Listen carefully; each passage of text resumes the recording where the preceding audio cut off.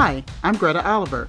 Welcome to the Educate You podcast, your roadmap to learning tips, techniques, and strategies to enable your student to successfully navigate the road to and through higher education. Hello, and welcome into today's episode of Educate You. Today we're going to be talking about finding fit and exploring HBCUs with our guest, Cheylaina Fultz.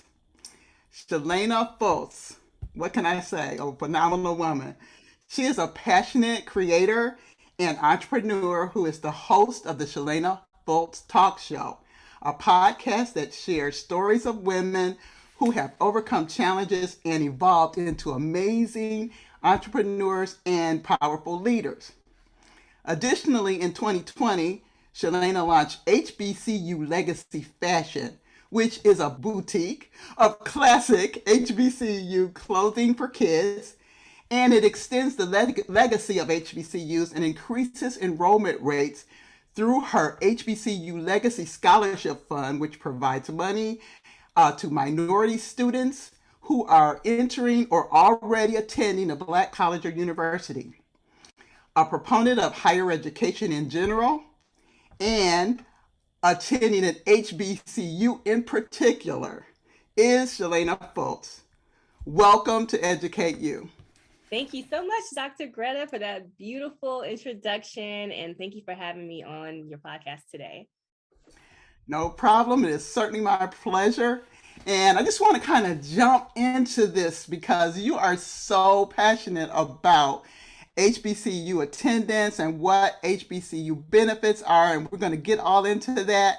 And I know our audience will learn a lot of information from you. I know I will because I don't know much about HBCUs. But before we start that, why don't we have you define what an HBCU is? What is an HBCU? Well, that stands for Historically Black College or University. And so, of course, they were founded during a time where African Americans and Black people were not allowed to attend predominantly white institutions. Mm-hmm. So that's the layman's terms of what an HBCU is. And so, of course, it means so much more to me because it's a place where you feel like you have a family of people who are pushing you to greater things and you're not just a number. So for me, an HBCU is a huge family that helps to educate you and support you. Okay, and so where did you attend? Which one did you attend? North Carolina A&T State University, Aggie Pride. Okay, so at A&T, you kind of felt like you had a family atmosphere and that you had a community of people around you that looked like you. And so you feel like that really helped you in your college going journey? Well, yes, absolutely. I had amazing professors and, you know, you mentioned having people that look like you there. And that wasn't the only reason. I know a lot of people think that when they go to or when someone goes to an HBCU, there's not any diversity, but that's not true because African American people and Black people are very diverse. We come from different states, different countries, different islands. We have different cultures. Just in the United States, we had a big population at North Carolina A&T of students who were from the DC, Maryland area. And that brought a whole nother culture. So now I'm listening to go-go music and I know about the mambo sauce, put on the wings, stuff I didn't know about before. So that's where I say it was like a huge family and, you know, like a big family reunion, all your family from different places being right there supporting you. But even so with your professors, they truly cared about what your outcome was after you left the school. And even, you know, going through college, I had some very great professors who were what we would call like your aunties, you know, so they were amazing. They actually cared about you. You weren't just a number. You, you know, I was a journalism mass communication student. And so I remember even with my name, all my life has been, you know, mispronounced, Cheylaina. And so I remember wondering, like, should I shorten my name and just go by Laina? You know, my family calls me Laina.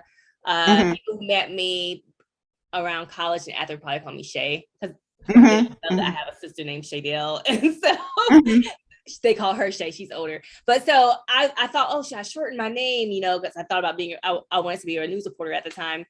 And my professor Miss Wiggins, Miss Gail Wiggins, Mhm. she encouraged us, no, you say your name, you say it proudly. I don't Mhm. know if I would have heard that same thing if I would have attended a PWI or anywhere else, Okay. you know? Okay. So that's why I say, it was like a big family, people who really cared. Okay. Yeah. Okay, that's great. And I think that's so important too, because so often our students are students of color that go away to PWIs, which is a predominantly white institution. They don't see many professors that might look like them, or they don't have, the population or enrollment of students of color is sometimes lower. And so they don't have that right in their mix. They don't Yeah. have that community a lot of times. And I think sometimes what they are searching for when they first get there, especially, is some kind of belongingness, some type of community that they can, kind of attach themselves to. Because going to college is scary, and you're alone, and you're by yourself, you're going. But you do need to have people that you can interact with. You do need to find fit on whatever campus you go to. And so I think from what you're saying, what I'm gathering is that it was a lot easier for you to find that fit and to find that community of learners as well as scholars that you could just kind of be in this journey together with. And so that's what that sounds like to me. Yeah, I mean, even growing up and going to, I would say, the elementary and middle school, predominantly white schools. Mm-hmm. I mean, my eighth grade class, there may have been like seven people who were Black or of color that Mm-hmm. graduated. And Mm-hmm. so all those years going to those types of schools where they would ask you questions like, "Oh, why is your hair like this?" Or Mm-hmm. your hair Yep. looks a little bit different because I had curly hair back then. Oh, your hair looks different from the other Black girls. Why? Or oh, are you mixed like tea and tomato? Like questions like that Mm-hmm. that was just like uncomfortable to hear as a Mm-hmm. child. Like Mm-hmm. I grew up hearing all of those things and then wanting to experience something different. When I went to Okay. high school, it was a little bit more diverse, not much more, but Mm-hmm. definitely when I went to college, I felt like I found my people. And it was, Mm-hmm. I already knew a lot about growing up in North Carolina. I knew a lot about HBCUs. My grandmother, she paved the way. She went to Shaw University. She's Mm-hmm. born, but the story was that she scrubbed the floors there at Shaw to pay her way through school, and she didn't want her kids to have to do the same thing to, Okay. pay Mm-hmm. for school. So she always made sure that she had enough for them. And so hearing those stories, Shaw University, and then family who went to Salem State. My uncle went to A&T, and family Mm-hmm. North Carolina Central. So I just always had love for, HBCUs. I remember even being probably around 12 years old, and I don't know what I was at, some type of conference or something, and a lady called me up. It was like she was doing an example of something, and she called me up, and she's like, yeah, and your dream school, that would probably be Duke University. And I was like, no. Actually, no, I never even thought about going there. My husband's gonna Mm-hmm. kill me, Yeah. for grad school. But yeah, no. And so it just never, Mhm. it was nothing that was really ever on my mind. I actually wanted to go to Howard. That's why I wanted to go. My Okay. mom was like, you're Okay. staying in state. You're not going to DC. Yeah. Too far away. Too far away. It's not really But it that was far away, but fine. It was fine yeah. because A&T was actually the best decision ever. And Okay. so, Well, good. yeah. I'm certainly glad to hear that. And I want to ask you something about your transition, because a transition is something that all college students go through. It could be traumatic, it could be, kind of smooth sailing. But how was your transition specifically from coming from a school that was not just people of color to somewhere that was everybody was a person of color pretty much? So how was that? Did that affect you any, or could you just say, categorize whether it was a good transition because of that, or was it a little bit of a culture shock for you? Not a culture shock at all. It felt like I was Mm-hmm. right at home. Like Mm-hmm. I really felt like I found my people and I was at home and this is where I Mm-hmm. belong. Like I had never even visited A&T's campus before I decided Ooh, to go okay. there. So Okay. the first time I went was when I was having my freshman orientation the summer before school Mm-hmm. started. Mm-hmm. And Mm-hmm. so I knew then, I was like, oh my gosh, I'm looking around the Aggie Bulldog, all the Aggie pride. And I'm like, Mm-hmm. yes, this is where I belong. Like it was Mm-hmm. just, it was the place. And I didn't have a bad transition at all. I was so Hmm. happy to get out of my little small town and go somewhere Yeah. that had more stoplights. And so Right. Right. I Hmm. I had a great transition. I met Hmm. people. I got involved on campus, which is what I would really highly recommend students do. Like, Hmm. don't stay in your dorm room and be in a shell. Like, get involved, get an SGA. You know, if Hmm. you're in Hmm. a sorority or fraternity, go to some of their meetups and their meetings and show that interest. So I really just got there. I got involved. I'm not gonna say there was ever like, I'm sure that first semester there were times where, particularly when my mom dropped me off, I remember feeling like, oh my gosh, Right. she's gone. Hmm. Like, my mom just dropped me Oh. off, and I did feel a little bit like, who do I go talk to now? Like, Right. it was that little bit of nervousness at first, but there was so much to do, so many activities going on. So you just have to get yourself out there and go and meet people, and that's what I did. And Okay. at A&T they have the whole freshman week, so it's full like that. Hmm. That first week is just full of things to do for freshmen to welcome them in. Oh. So yeah, it was amazing. Okay. And so, what kind of things can you tell me about that freshman week, that first week? What kind of things did they do? And that was so long ago. It was I 2005. know it was.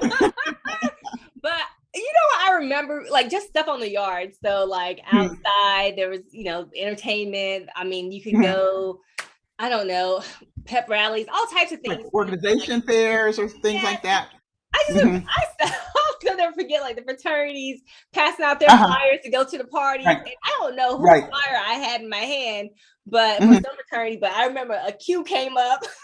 Hmm. He snatched the flyer out of hand. He's like, that's not the right party to go to. And he put it on the on top of the flyer. And so I was like, Right. oh, I like this place. He's like, it was fun. Right. Right. It just So seems exciting. It seems very it was exciting. exciting because, Hmm. like I said, I met people from so many different places, Hmm. and I saw Hmm. so many new cultures. Like, I recently co-authored in this book called the HBCU Experience, the Okay. Hmm. North Carolina A&T. And Hmm. so there's about 42 or 43 of us Aggies who wrote this book together.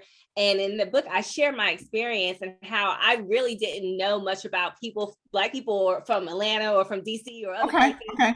And Hmm. when I got to A&T, the misconceptions I may have had because of watching hip hop shows or Real Housewives or whatever Hmm. on Right.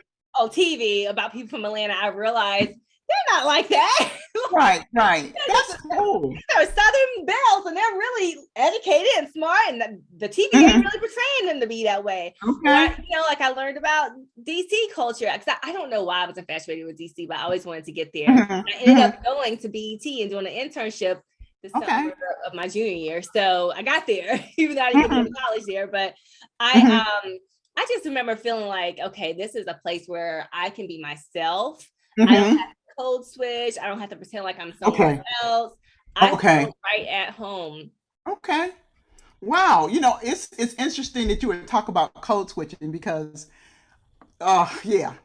Yeah, That's something that we know. we We just all know have that, to whether you went do. to HBCU or not, you know Right, about right. code It's switching. something that you have to do, but you may not even be knowledgeable of what it is. It's just a coping mechanism and a way to present yourself in a way that's acceptable to other people. And Yeah. you got to examine that why you feel like you have to be a different way around Mhm. other people, but you didn't find that on a HBCU campus. And that is so key because one of the things about going to school, once again, you get on campus, whether you go to an HBCU or a PWI like I did, and you're by yourself, you find yourself by yourself, and you have to find your way. And so I'm glad to see that that went well for you.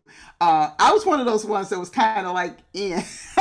I was kind of like in my room studying, and I didn't do that much. I got on like the newspaper staff, and I joined the Black Student Union. Yeah. I did not pledge, but I was more like, separated. I kind of separated myself from the group, Mhm. that was like me because I was more scared of flunking out and getting sent home and having to deal with my mom and dad. Oh gosh, yes.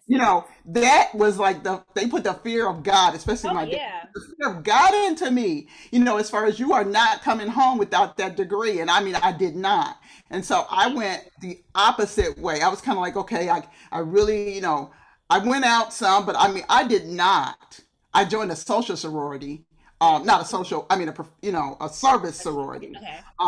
And that was it. I had little activities with that. I joined the gospel choir. I joined some things just so I would have an outlet. And I did have friends. We just hung around each other in our rooms or going, to the grocery store or whatever. But I was not a big partier. I was not like somebody that was out every weekend or anything like that. I was somewhere with at least acting like I was trying to study so that I didn't get, in academic trouble. Because that would have been so embarrassing, first of all, and humiliating. And I just wasn't going to go there. But the way you're talking about this experience, it almost makes me wish that I had had that experience, because I would have had a better understanding of really college life, because I think I was different than most students. I literally was there to get my education, and I was almost too scared to really do anything else. And so this is really good. I'm so excited to hear about that. Yeah. Now, where did you go to school? Because I know you're from Ohio. Were you? Right. I went to Bowling Green State University. Okay. Yeah. Definitely PWI, middle of the cornfield type deal. I went to Cleveland State for my master's, which I was already married with kids by that time. I just can't do things traditionally. I gotta, really pile it on. And then when I got my PhD, also, I was working full time in both my master's and my PhD with a husband and children. So yes, it was not necessarily the easiest thing to do, but I knew I wanted to go on.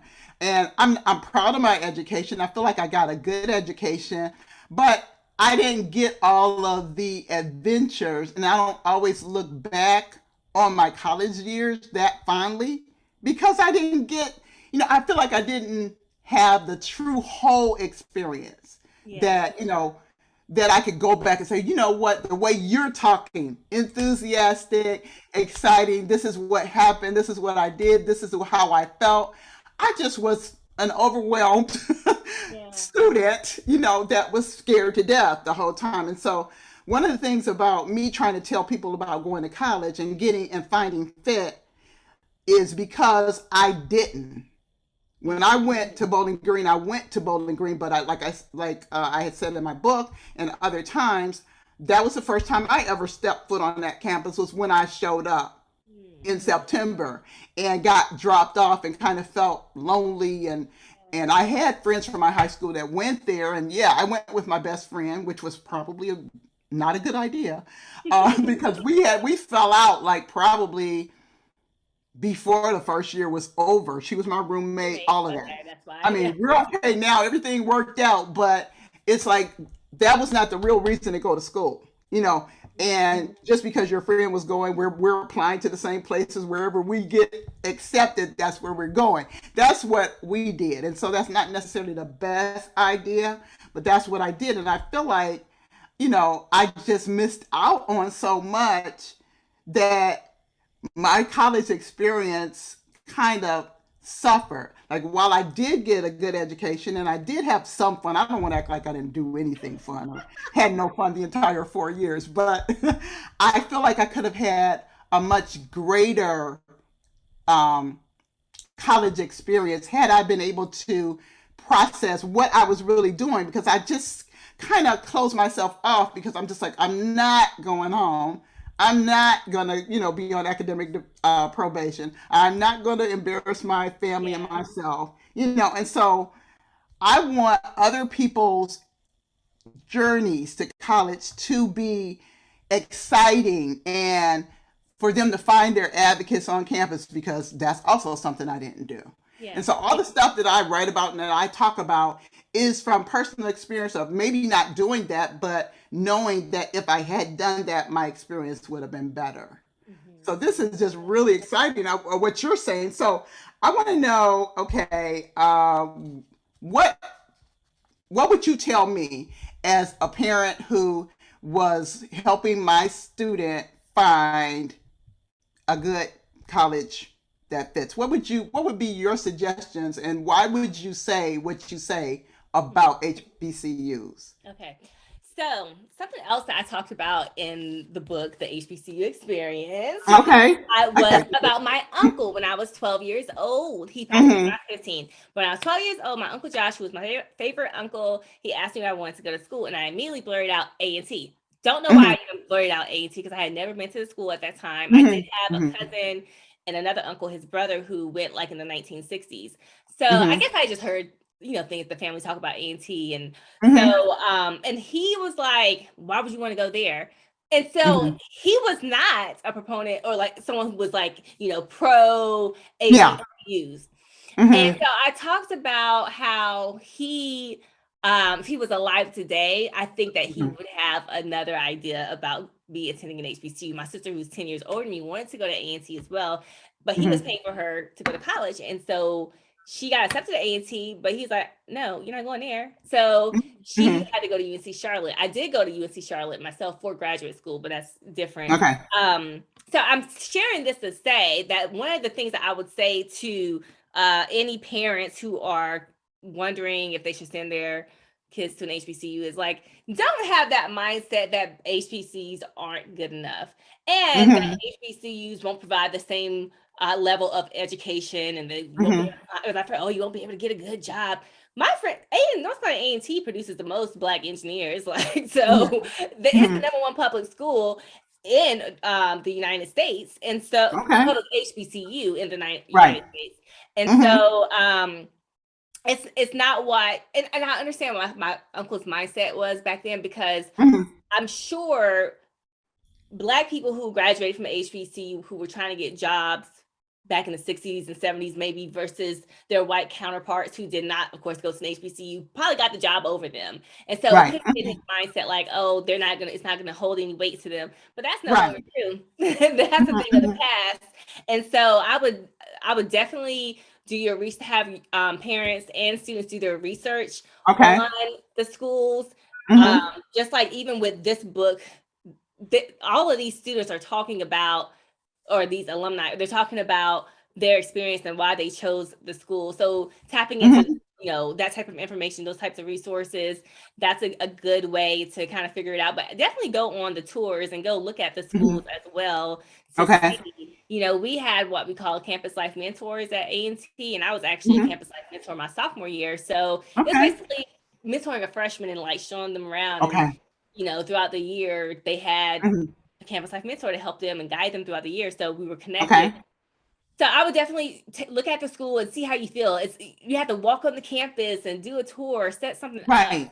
just to really see how does it feel. Even my husband, who's from Pennsylvania, he went to A&T as well for undergrad, and Mm-hmm. his best friend came the year before. And so he came down for homecoming to visit him. And once he went to the homecoming, That he's was like, it. "Oh, I'm going to this school." So the next year he went to A&T, and then the next year my sister-in-law, his sister, followed, and she went to A&T. So we're just all an Aggie family. Okay. And Okay. so we definitely step foot on the campus, leave Mhm. the preconceived notions behind because Okay. they're Okay. not true. Do Hmm. your own research. And Right. I'm not sure if I'm answering the full question, but Hmm. do the research. Uh-huh. Make sure you actually talk to people who have graduated and Okay. from those schools. I mean, Okay. send me an email if you want to. Like, just do your research and don't feel as though that your child has to go to the school that you want them to go to. Right. Right. I do understand the thought about going where the money is. So if the school is providing you with the money, then and you Right. can't afford to pay out of pocket, then yeah, go where the money is. But at the same Right. time, you want to be able to enjoy your college experience. Yes. 4 years Yes. of your life, and it's going to be either the best or the worst 4 years of your life. There you go. It was the best 4 years of my life. So Okay. That's you know, great. um, I would say just do your research, talk to people, check out the website of the school and see like what programs they have to offer. And Hmm. you're not just picking the school based off of whether or not they have, you know, because it's the HBC, you want to definitely pick a school that has a program that you want if you know what you want. Right. Right. Right. So like, Absolutely. yeah, so when I was in college, there was only 3 schools in North Carolina that were accredited for their journalism department. And that was North Carolina Okay. A&T, UNC Chapel Hill, and Elon. And so Okay. we had a very good journalism mass comm department. And your husband probably knows that because he's a mass comm teacher at professor at UNC. So definitely check out the programs and make sure when people tell me, oh, my daughter, she's looking for a HBCU, but she wants to be a nurse. I say, oh, Winston-Salem State. They have a wonderful Right, nursing right, program, right, right, So I think, engineering, definitely A&T. You can't go wrong with right. engineering, and you want to run track too. Oh, we had some people go to the Olympics. Wow. But yeah, Okay, okay. definitely do your research on the schools. Okay, that is great advice. Absolutely. I stand behind all of that. I'm thinking that whether a student ends up at HBCU or PWI or something in between, Yeah, they need to they need to find fit and be able to see themselves there. See absolutely. themselves progressing through, see themselves persisting, see themselves going from year to year, see themselves actually graduating from that university. And a lot of it is kind of, feelings, how you feel when you're on campus. Do you Yeah, feel good about where you are? Do you feel safe? Do you think the people are nurturing? Do you feel like they care about you? right. And you're not just a number, like you mentioned that a few times, that, people knew your name, people encouraged you to use your full name proudly. You had professors that were really had a vested interest in your success. And so all of that stuff is so important. And also the tips that you gave about, doing your own research, going on campus, finding out what their acceptance rate is, what kind of students go there. All that kind of stuff can be found like in the common data sets, or it can be found on the websites of the universities that you're researching. And so you just got to really do some work to make sure that you end up, or your student ends up Yeah, where they have the best fit. And hopefully the money will follow. Hopefully everything exactly. can work out where you can have a twofer. You got the money and you found the fit. Mhm. But, I feel like even beyond the money, sometimes it's hard to get money and stuff for school.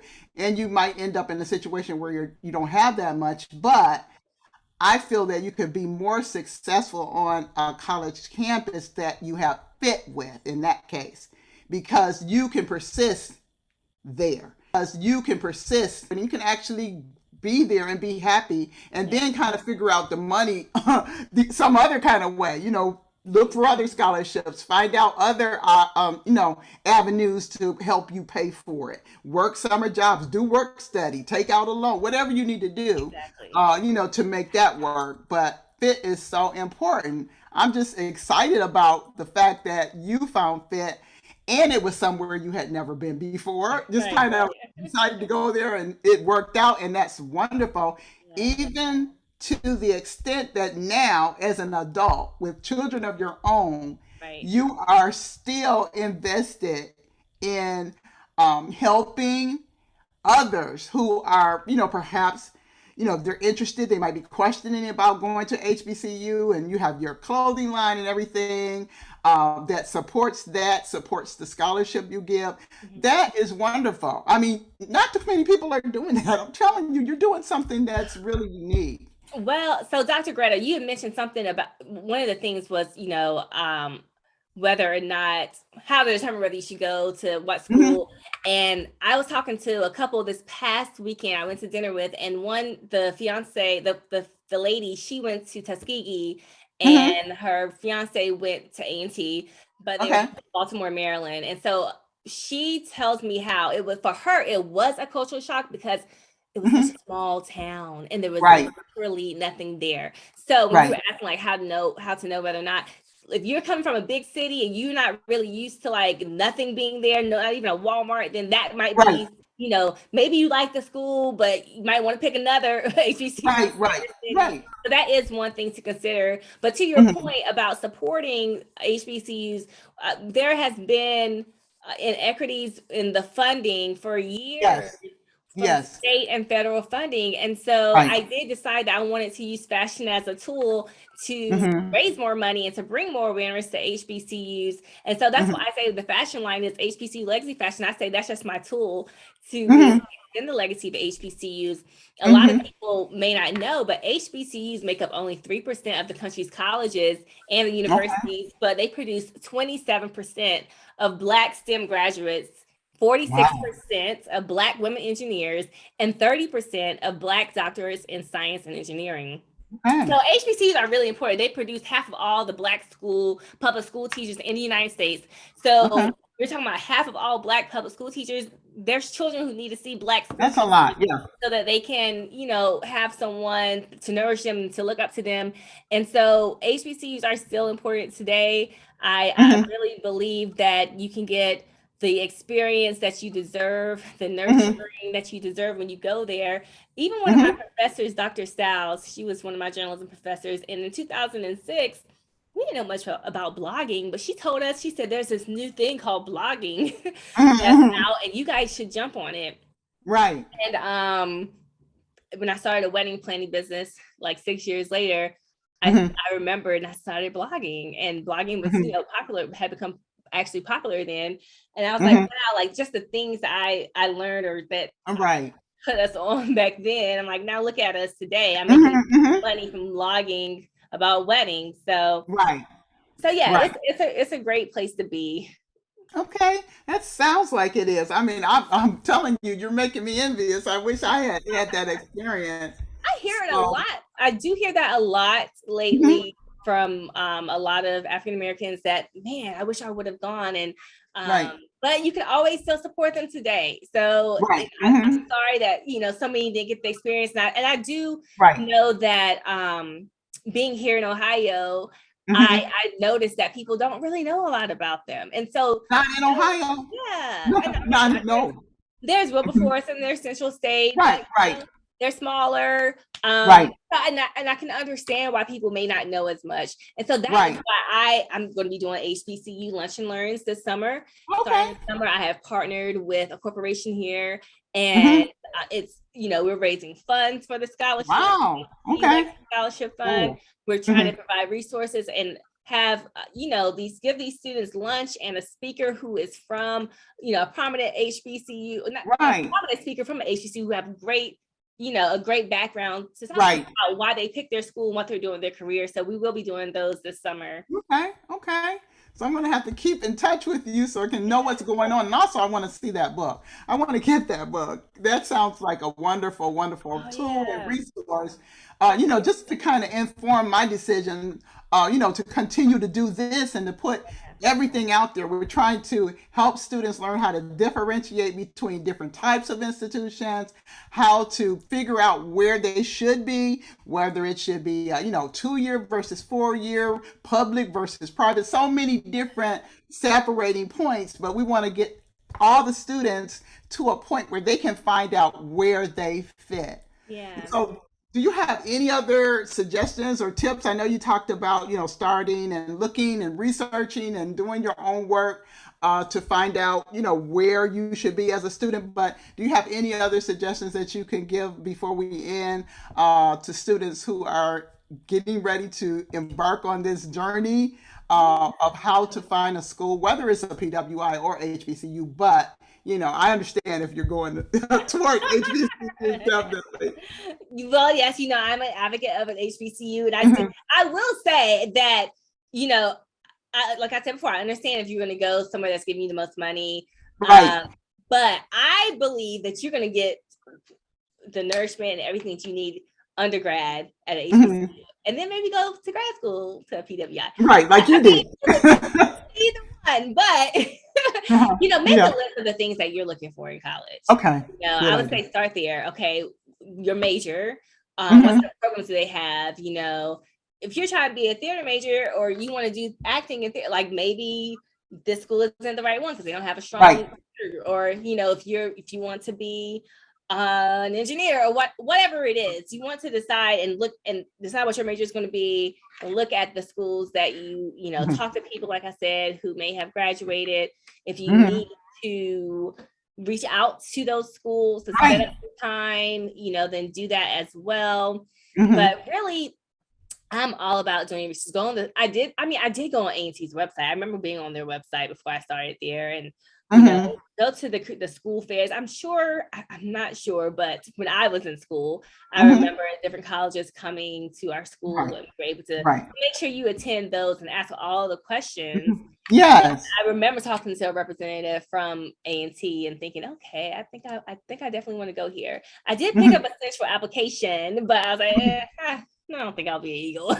Right. Right. They're our Right. rival. They're our rival. Definitely. Definitely. So But yeah. they're as passionate as you guys are. Oh Oh, my yes, we gosh. both are. I mean, and that's the thing. That's the difference kind of from living in the North in Yeah. Ohio, where I came from. Like you said, okay, we know that there's Wilberforce, we know that there's Central, and that's where I actually took my daughter, and it wasn't a good fit for her. Yeah. Um, and so when we came down here, it's like everybody is just like talking about HBCUs and then also the other big two PWIs. Duke and Chapel Hill. You definitely have to like make a stand down here in a way. It's like you're expected to have somebody that you're for and always to be Yeah. talking about it. It's different down here. Well, because I obviously live in Columbus, Ohio, and Yeah. so you would think that OSU was the only school in the entire state. Yeah. Yeah. But And that's right. I understand how you saw Right. the difference because you've come from Ohio, where it's OSU, OSU, OSU. Right, right, right. And I I mean, had a whole nother experience with that because I taught and worked, and my husband worked at OU.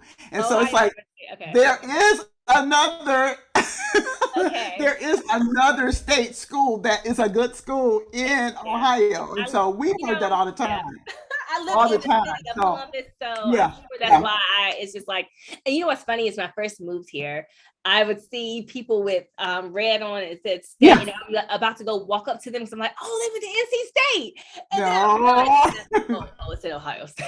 Oh yeah, I yeah. get excited, like, oh, you're Right, from right. Raleigh. I just moved from Absolutely. Raleigh. No, you're not home Yeah. anymore. I mean, but it's really the loyalty is really something down here. I mean, it is expected. Yeah. And I mean, we got into it too, and I'm like, okay, if I have to root for somebody, I like UNC. Um, of course, I worked there. My husband worked there, so I'm like, I'm gonna go where the money comes. Exactly. I'm gonna vote. You know, my vote is in for UNC, and I mean, honestly, it is such a big deal here that you don't see up north. You honestly don't. The rivalry up north is between Ohio State and Yeah. Michigan. So it's just so weird, but it's a part of Southern life, I guess I gotta say. Yes. And I That's found out more about HBCUs down here mm-hmm. than maybe I even wanted to know, in all honesty, compared to what's being taught or talked about up north. It just is not. It's really not being talked about. Yeah, I mean, students should even just go to a homecoming just to feel the atmosphere, the Right, vibe, right. everything. Hmm. And Hmm. parents Hmm. go too, so you can Hmm. see what's happening. A&T's campus has expanded so much. We were just there back in Hmm. August of Hmm. 2021. I did a photo shoot on their Okay. campus for my HBC Legacy Fashion. So I had moms and dads Hmm. and the kids, and we did pictures and Hmm. jackets. And I was like, okay, y'all are spoiled these days because look at this humongous student union, this brand Right, new right, big right, old student union. We didn't have right. this, but it's a beautiful campus and so much has been Yes, invested into it. And so I know I'm a proponent of all HBCUs, right, but I right. have Aggie pride. So I understand that, and that is definitely understandable, and I'm glad to see it. I like seeing you so excited about where you went to school. It's awesome, and I think every parent that's watching this or trying to find a school and that their student can go to, and their students looking, they want their student to be excited and enthusiastic about where they ended up. And so this is all good. So thank you yes, so much for coming here and telling us all about HBCUs, historically black colleges and universities. of which you are the proud alumna Yeah. of A&T. Right. All right, Aggie Pride, Aggie right? pride, yes. All right, okay, good for you. And I'm just so proud of you and all that you've done. Thank you. And I will be looking forward to getting my copy of your book so I can find Yes. out even more about A&T and the experience. Yes. It is Okay, on my website. It's on hbculegacyfashion.com on that okay, website. So there's a okay, lot of great stories in here. I was okay. just I'd like, love to wow. look at that. Yeah. I'm sure it's very interesting. Yes. So thank you so much for Thank joining us today. you. Thank you for joining us today on Educate You. If you wish, you can send me your questions or comments about the college going process or the podcast contents by sending an email to Dr. Greta at gretaoliverconsulting.com. Also, beginning each week after the podcast airs, check for a companion blog on my website's blog page at gretaoliverconsulting.com. My book, College Roadmap, Essential Tips for First-Time College Students and Their Families, is available for sale on Amazon.com. Join us next week for another tip or strategy to make the road to higher education easier for your student.